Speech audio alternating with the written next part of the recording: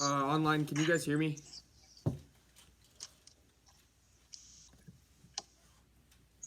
Yeah. Okay, cool. All right, we'll get started now then. Okay, I am back. We'll be talking about English again. I'm hoping you guys are doing at least a little bit of English thinking.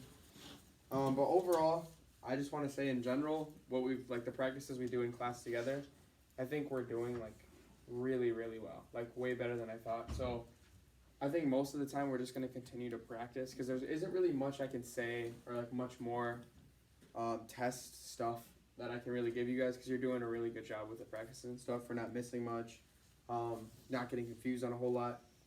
And in general, any question that doesn't have words before it, almost everybody gets it. Like anything that's grammar or punctuation, in general, we're doing super duper well on. So probably not going to talk too much about those anymore.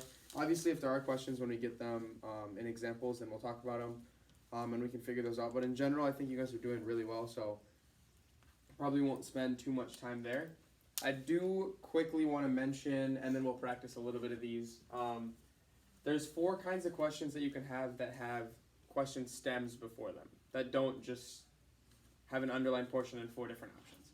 So we talked about organization questions last week, or whenever last I was here, and then those top-heavy questions we talked about. That can break down to 3 different types of questions, and I think these 4 categories are the hardest to answer on the test in general. So we'll just talk a little bit about these, what they are, how we should attack them, and I know we've mixed this in pretty much in every other week, so that some of this might be repetition. We might be talking about some things we've already done, but I just want to make sure that all of us are on the same page when we're answering questions like this, and we can get the most of these right. So, well, yeah, we can start with the first kind of question, which is a relevance question. They're going to start, well, in general, they just test your ability to understand how important a certain part of a sentence, a certain word, a certain sentence is to the essay. So they're just testing, like, do you know really what the main idea is and how important is this little portion that I'm underlining to the main idea? So we see a lot of those different ones where it'll, like the stem normally is going to say, it'll underline a portion and say, if the author were to delete this little section, the essay would primarily lose. And then it'll give you 4 different options. So that's one way you can do it. And the other one we see a little bit more often is it'll say the author is considering omitting this sentence. Should they or should they not? And then it'll say yes, yes, no, no, and then give you a bunch of reasons. So those are all relevance questions. And we've talked about a little bit with those when they give you yes and no. You should pick in your head first yes or no, and then read the reasoning. So then you're only picking from 2 options instead of 4. And the other main thing that we should really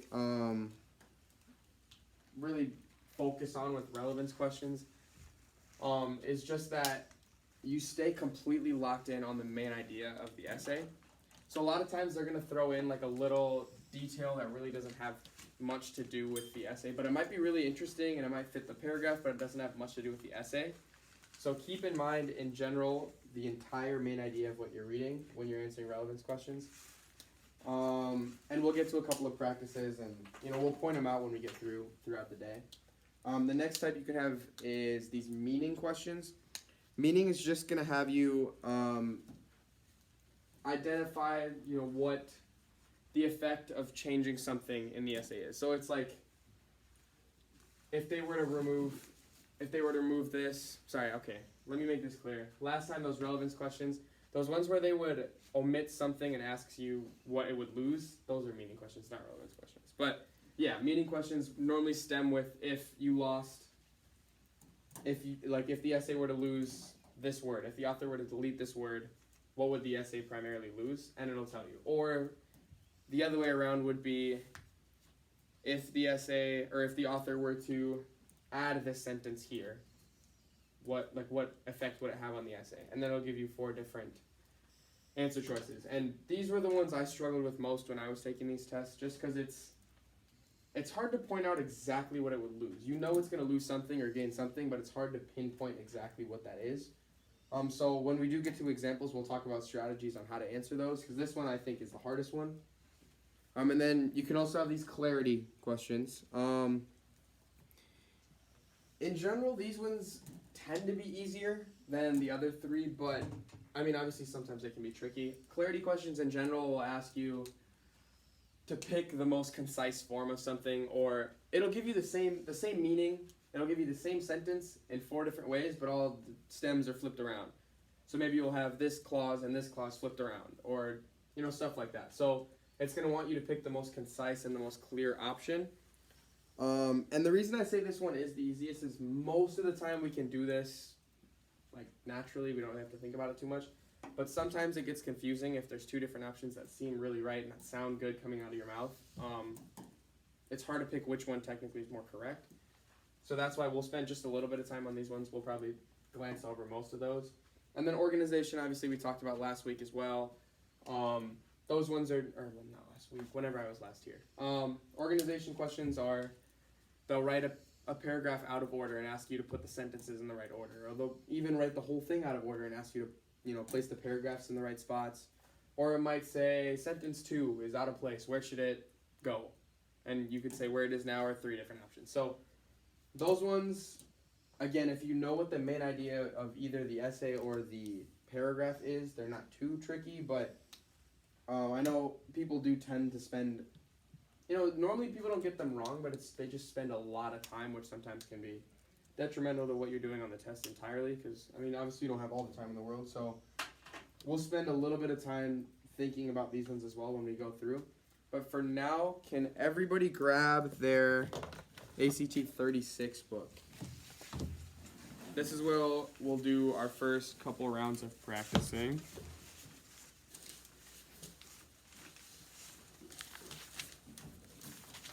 And then can you guys flip to page 52?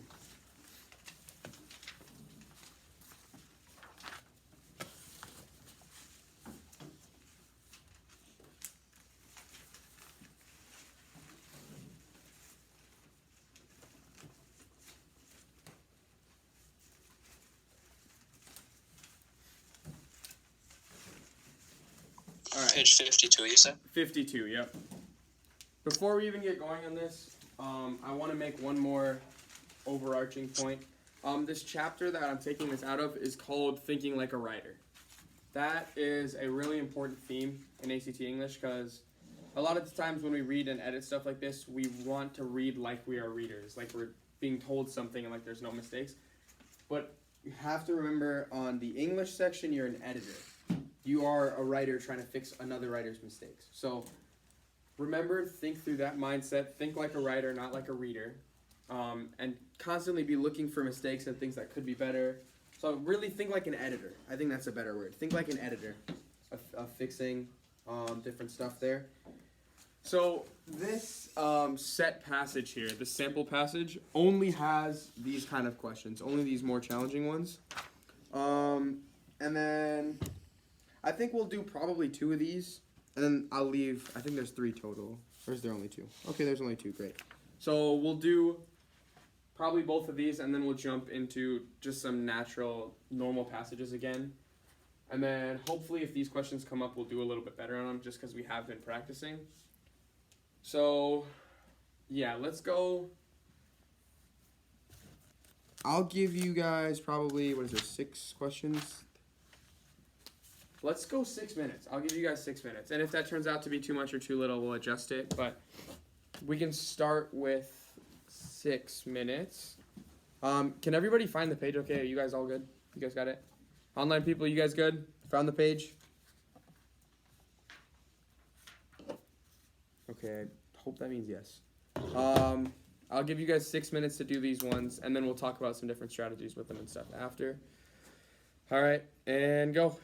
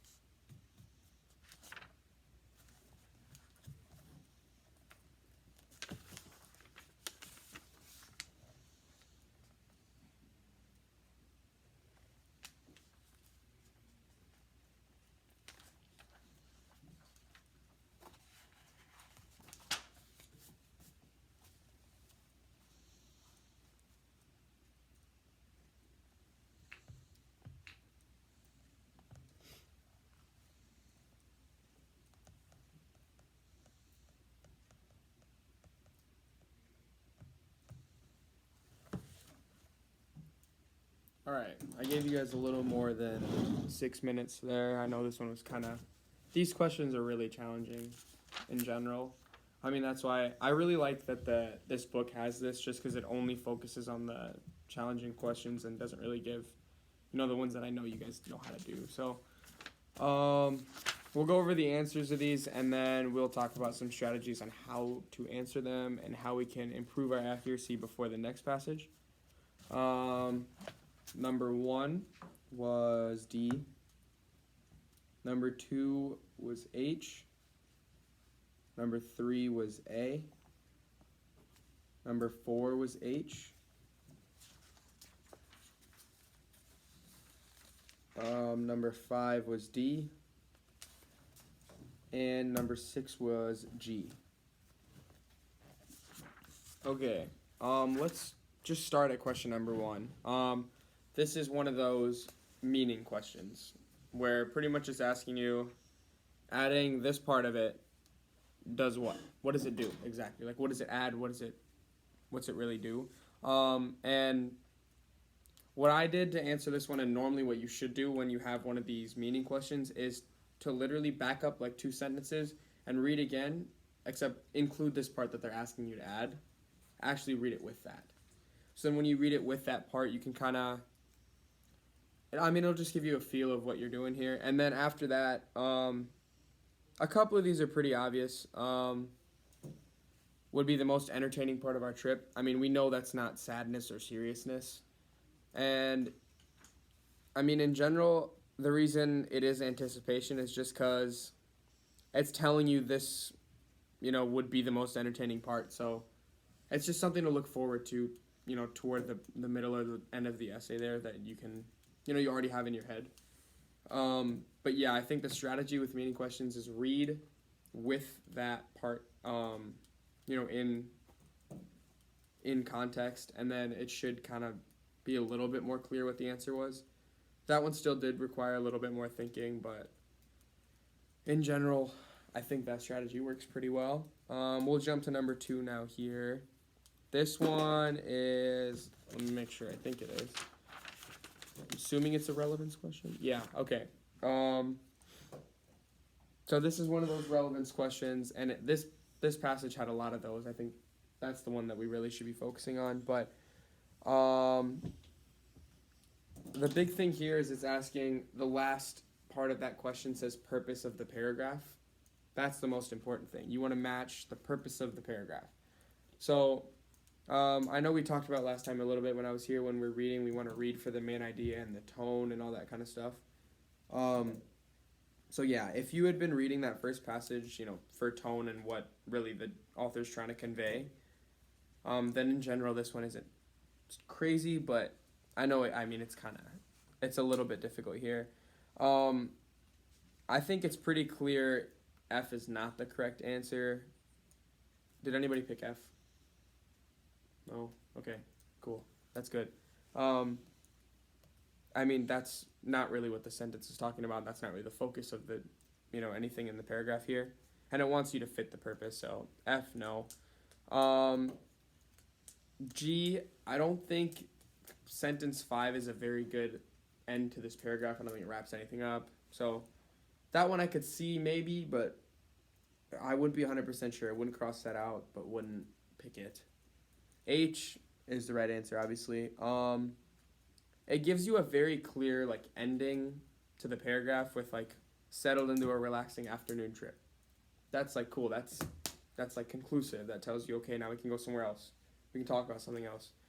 And then swapping 5 and 6 kind of has the same effect as F. It seems like sentence 6 really doesn't belong here.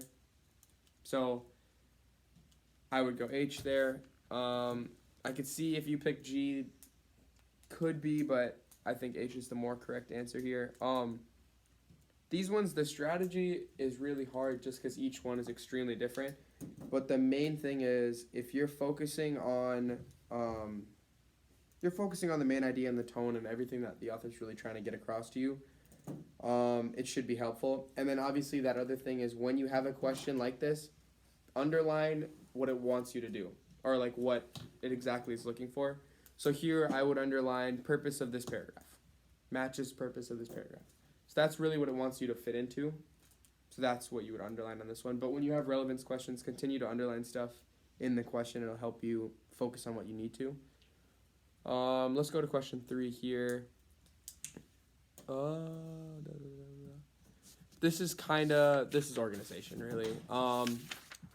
So this is one where you have a sentence and it wants you to place it somewhere else because it doesn't belong where it is, obviously. And did we talk about using little carets? Did we talk about that in here before? Okay, yeah. So that's another thing you could do here. Just write in little carets of where all the different spots are. Read that sentence with the different spots. And this one really, I mean, it's talking about an aunt.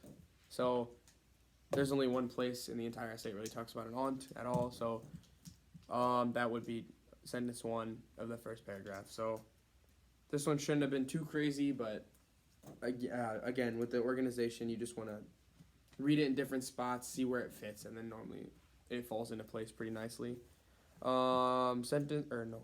Question 4. This one, what does the book have this as? Really interesting. The book says this is a relevance question. Okay. Yeah, okay. I would agree. It says the author senses something is wrong. I'm sure you guys probably sensed something was wrong with the sentence too. And then it gives you 4 different options. F is just to leave it. Obviously, I'm sure you guys sensed it. It's probably shouldn't be left there, so we can eliminate that one. Move it to the beginning. I don't know if it was yeah, I would not put that at the beginning. I don't think it really fits, with what the main idea of this paragraph is specifically. So I eliminated that one right away, but you could leave it in, obviously. And then H was our correct answer. It just doesn't match the other details in the paragraph, which, I mean, most of the time I'm sure you guys felt that. Like, most of you probably just felt this doesn't really fit, and then picked that one right away. And then J, I guess is fine, but it doesn't really, that detail that it wants to add doesn't really make a lot of sense, doesn't really add anything to this paragraph. Again, with these relevance questions, I think these are the hardest ones, really. You just have to really hone in on the tone and the main idea of what the author's talking about, and then try to pick from there. Let's jump to question 5 here. Let's see. The book classifies this as what? Hello. This is a relevance question to them as well. Okay.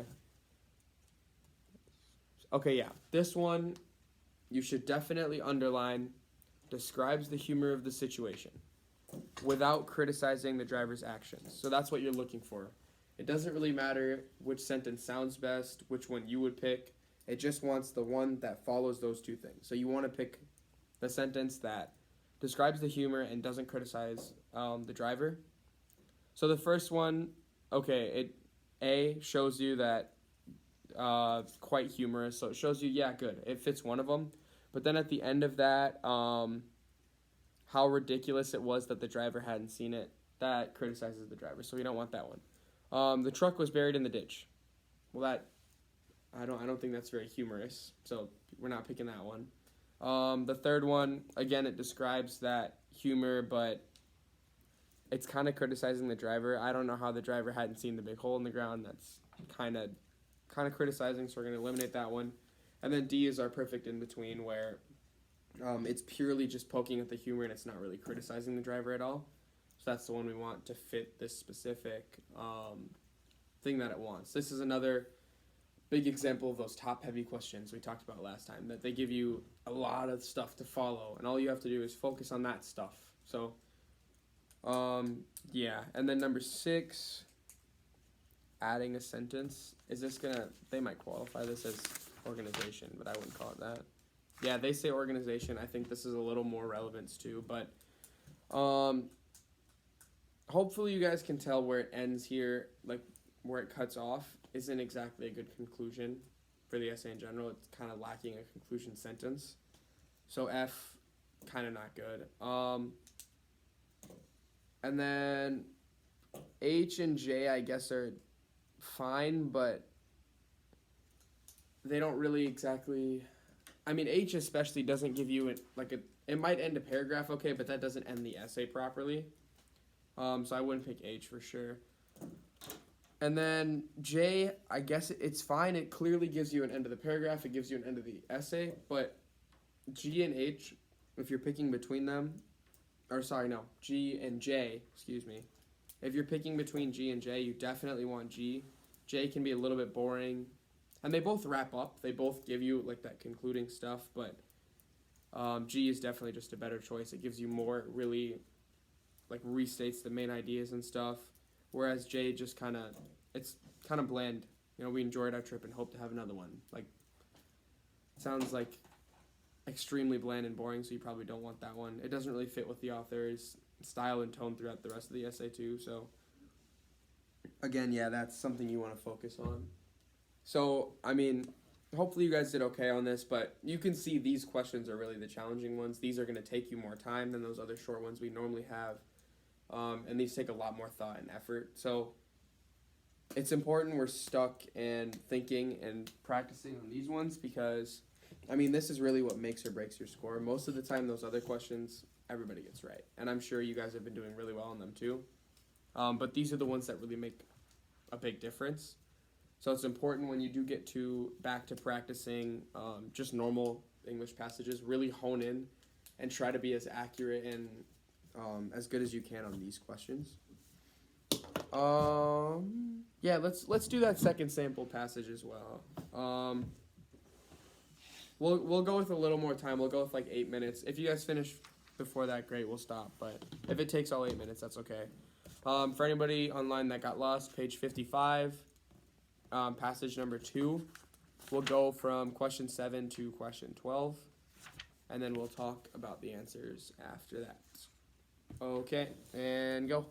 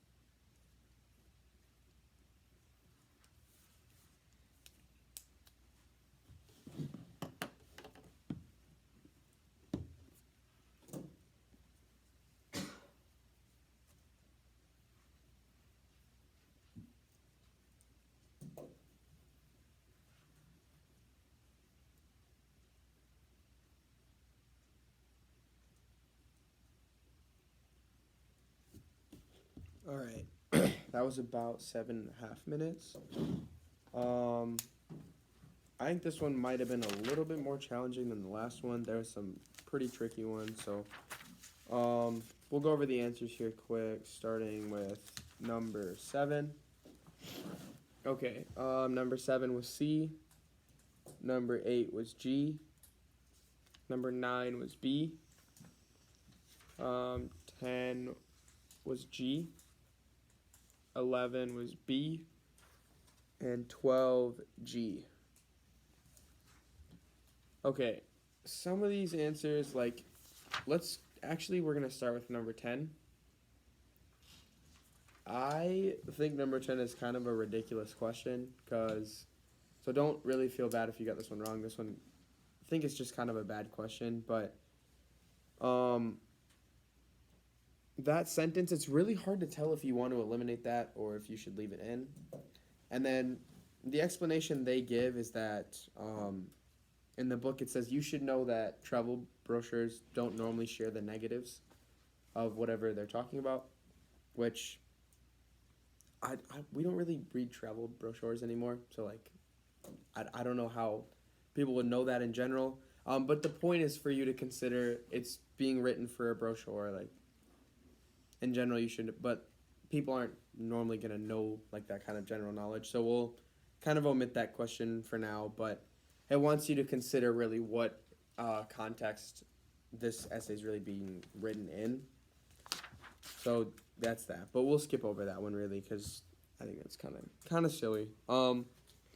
Number 7 is asking for just an introduction of the essay and the paragraph and whatnot. So obviously you can't answer that without having read the first paragraph. So first you should read the first paragraph. And then also it says it introduces the essay as a whole, and this thing is also going to introduce some specific details included in this paragraph.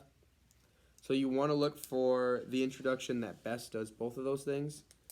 No change is kind of bad, I think, because it doesn't do anything. But, okay. Answer choice B. Like those kind of things, really, the bed and breakfast stuff isn't really mentioned in the rest of the paragraph, so probably not that one. Option C makes a lot of sense. Relaxing environment, water lovers, wildlife watchers, all that stuff is being mentioned later in the paragraph. And then option D, I mean, sure, I guess, but it's just a little too general. I mean, other opportunities for summer fun is like kind of bland and boring, not really specific, so option C is your best one there. Number 8 was kind of hard. This was an organization question, and it is really easy to get stumped on these, but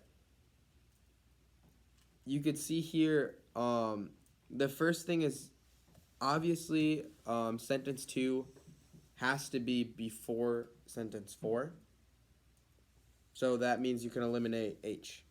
Those two really is how I figured this out first. Is sentence 2 and sentence 4 are kind of a pair, where the first one's talking about the falls, and then sentence 2 is talking about the falls, sentence 4 is talking about a boardwalk that runs to the base of the falls. So if you don't know what the falls are, you can't start talking about, this walkway. So 2 and 4 have to go in that order. And then 1 has to go first. We know that. That doesn't eliminate anything. And then the other thing is sentence 3 cannot be at the end, really. That should be related to sentence 1. And the main thing there is that sentence 1 is talking about some different wildlife you can see, and sentence 3 is talking about birds. They kind of go together. So 1 and 3 should be like right next to each other, and the only answer choice that does that is G. But that one, again, is pretty tricky. And another thing I really want to point out is when you have organization questions, take your time. Each set of 15 questions on the actual test, you'll get an entire 9 minutes for. And most of the questions don't have all this like difficult stuff in between them. Most of them are just snap, you have the answer right away. So You will have leftover time, so spend time where it needs to be spent on more difficult questions and make sure you're getting those right as well. But this is another one. If you're struggling for time and you're not going to finish or you're worried about that, skip the questions like this that take a lot of time. You can do those easy ones and give yourself the best chance. But if you don't know right away, just skip it. These ones are really challenging in general. Number 9, I would underline better reflects the content of the rest of the paragraph. And then, yeah, we won't go over every detail here. Number 10 we talked about. 11, I do actually want to mention quickly, I think in the end I was picking between A and B, but I'm going to quick talk about why C and D are like bad. Obviously D is just not the right thing because it's saying when you're relaxing on the river, local area activities provide even more. Well, no, that just doesn't make any sense. You want to talk about when you're not on the river. So that one's wrong. C is a tone thing. When you're not chilling on the river, technically is grammatically correct, but that's just not what the author sounds like in general, so we're not picking that one. And then kind of the same thing with A. Letting loose is grammatically correct. It's something we say all the time, but it's not super formal. And in general, it's a brochure. It's fairly formal. So you want to say when you're not relaxing on the river. So that'd be answer choice B. And then 12, again, transitional phrases is another big thing. I just want to I'm not going to spend too much time, but I want to talk about why J is incorrect. J has a thing in the beginning. If you just eliminated the first word, I think J is perfectly fine, but just because it says considering as a transition word kind of implies cause and effect. Like considering this happened, or this is how it is. But if you read the rest of the sentence, and the areas surrounding are filled with Western history and open spaces, blah, blah, blah, blah, that doesn't really imply any causal relationship. So that is why G would be correct. G and J kind of have the same in general stuff, but it's just that word, that first word, that kind of kills J in this one. So, yeah. I mean, these questions obviously are the most challenging questions you're going to see on the test. They're going to be kind of annoying. They're going to take more time, so spend all the time you need on these. Don't rush. We're going to do one more thing before we're done for today, and that would be let's just do one passage out of our ACT 10 book. So can you guys grab that one? And hopefully when you're going through this, it's going to feel a lot easier now that you just did all these super challenging questions, and now you go back to the basics and some easier stuff. And then when you do see a question like this come up in the normal passage that we're doing, hopefully you'll be much better equipped to deal with that and how to handle it. So, yeah, should be fun. Let's see. Have we done... My in-person people, can you tell me? Page 267. Have we done passage 3 there? We have? No. No? Okay. Yeah, the bottom. We haven't done that? All right. Let's go to there then. All right. Online people, if you didn't hear, page 267. We'll start with question 31, and then we'll go through 45. I'll give the online people a couple more, maybe a minute to catch up if they didn't still need to grab the book or whatever, still need to find the page. Again, 267, question 31 is where we'll start. And we'll go back to our normal 9 minutes here, and then we'll discuss again at the end. Should be okay for time. All right. Okay, yeah, let's go now. You've got 9 minutes.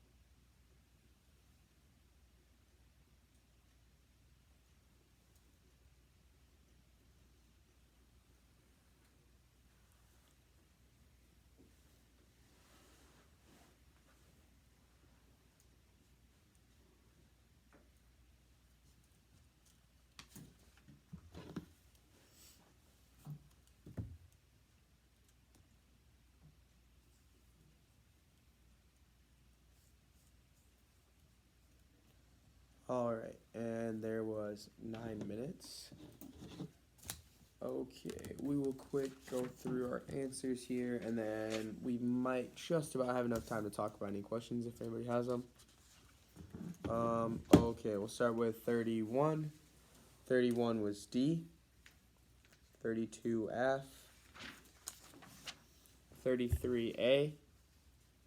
34 G. 35 B. 36 H. 37 D. 38 F. 39 B. 40 H. 41 C.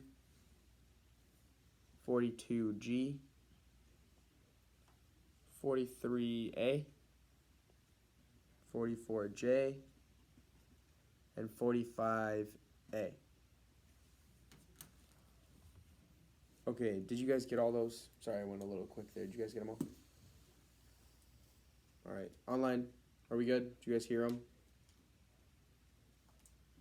Yep. All right.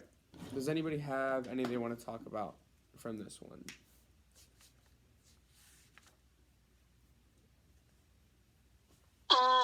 Number 33. 33. Yep. Okay. I also had this one starred. This is a little bit of a confusing one. Did you pick option D by any chance? Which one did you say? Did you pick D? Yeah. Yeah, okay. That's the one I picked as well. I think that makes a little more sense for me, but I think their main thing is that it's not technically stated throughout the entire first paragraph that we're relating everything back to today. In general, they're just saying we haven't really pointed that out, and if it had been, then you wouldn't have to say this, but it doesn't say anywhere else that we use candy and toys now.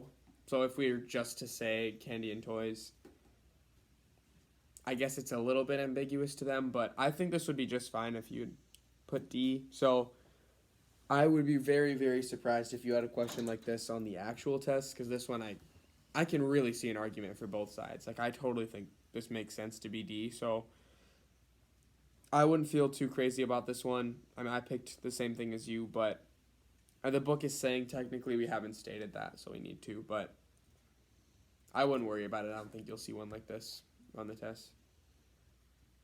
But 37 is a little bit similar, and that one was to delete that underlined portion. But that's because that one is really clear, just because it says the piñata was awfully made of fragile clay that broke easily. Well, you just said fragile, so you don't need to restate that it broke easily because you already said that. But 33 is a little bit ambiguous. I think that one probably could omit that. It's probably fine. Does anybody else have any other ones? Yeah. 35. 35. Yeah, okay. What I would do here is eliminate. Did you pick D? Yeah. Okay. Take out Marco Polo from the sentence. If you had read without Marco Polo, you'd read the Italian explorer is probably responsible for bringing. That would make sense, right? So you want to think that this is a non-essential phrase, but the problem is the Italian explorer is referring directly to him. It's almost like a rather than like a non-essential. So since it's saying this specific Italian explorer, it's not Marco Polo's essential and not like a non-essential thing you can just hug. Yeah. So this is like when it's saying like it's introducing someone like this, then you don't need commas. Okay. But if it's like an artist from the 50s and then gives the name and then continues, then you need to hug it. But since this is directly referring to him, you won't need him. Okay. But yeah, that's another tricky one. Anybody else? Nothing? All right. If we've got nothing else, then you are free to go on your break, and Manoj will be in here after.